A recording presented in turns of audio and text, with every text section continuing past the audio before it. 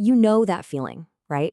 You're staring at something you absolutely need to do, but you're frozen. You just can't make yourself move. What is actually going on in that moment of paralysis? Let's break it down.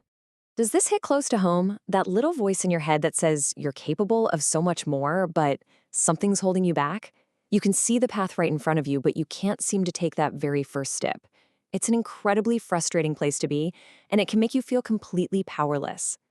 So, in this explainer, we're going to lay out a roadmap, a way to get from that feeling of paralysis all the way to power. First, we'll pinpoint the real enemy. Then we'll uncover a hidden power that, believe it or not, you already have.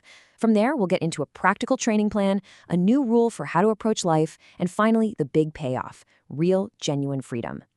Okay, first things first. If you want to solve a problem, you have to know what the problem actually is. And the biggest thing holding you back, it's probably not what you think. A lot of us think, oh, I'm just afraid of failing, or I'm afraid of getting it wrong. But that's not really it. The real obstacle is the fear that comes before all that. It's the fear that stops you from even getting in the ring to begin with. It's the fear of just starting. And here's what that fear looks like in your day-to-day life. Procrastination, constantly getting distracted, and just total inaction. You know exactly what you should be doing, but suddenly a million other urgent things pop up. And the result of all this?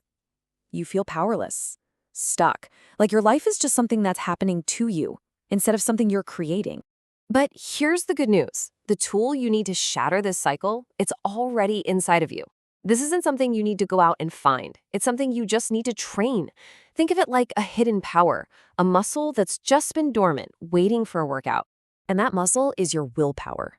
This idea is so important. Willpower isn't some fuzzy moral concept. It is a practical, tangible force.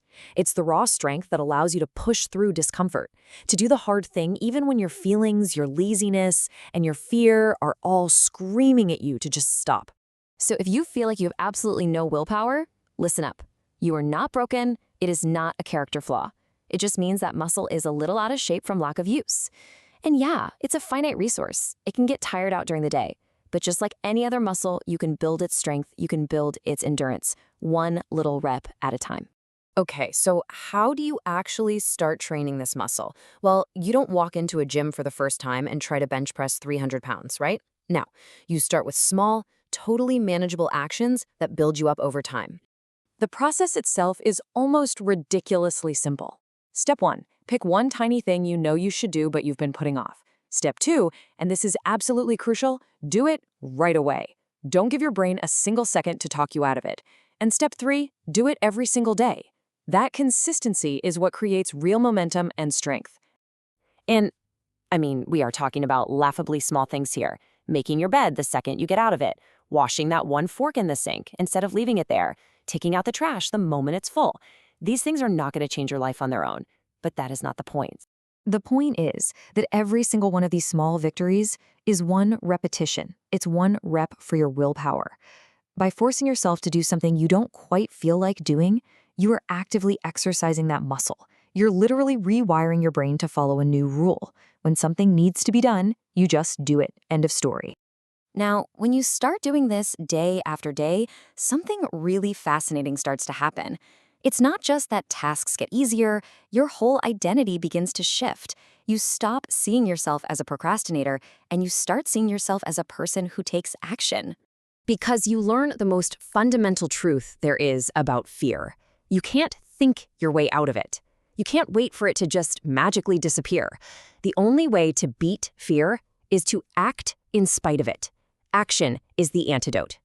So you have these two mindsets. The person who's paralyzed by fear. They're trapped in their own head, overthinking every little thing, waiting for the perfect moment, worrying what everyone else will think. But the person who chooses action finds freedom. They do it scared. They get stronger not just when they succeed, but from the attempt itself. You actually win just by taking the shot, because even if you fail or get rejected, you've already beaten your own inaction. And this is the next level. A true action taker doesn't just act to get something they want. Sometimes they act for the sole purpose of looking fear in the eye and conquering it. They take on the challenge because it's scary. They turn fear from an obstacle into their own personal training ground. So, where does all of this lead? This daily training, this new mindset of taking action, what's the ultimate prize here? Well, it's something way more valuable than a clean kitchen or a perfectly made bed. When you build that muscle of willpower, you become the master of your own actions. And when you control your actions, your fears, they lose their power over you. You become less easily manipulated, less controlled by your own insecurities, because you know deep down that no matter how you feel, you are the one who decides what you do. That is what it means to be truly free. It all boils down to this.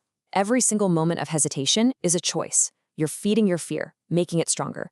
And every single act of courage, no matter how small it seems, is you feeding your own strength. So the only question left is, which one will you feed today?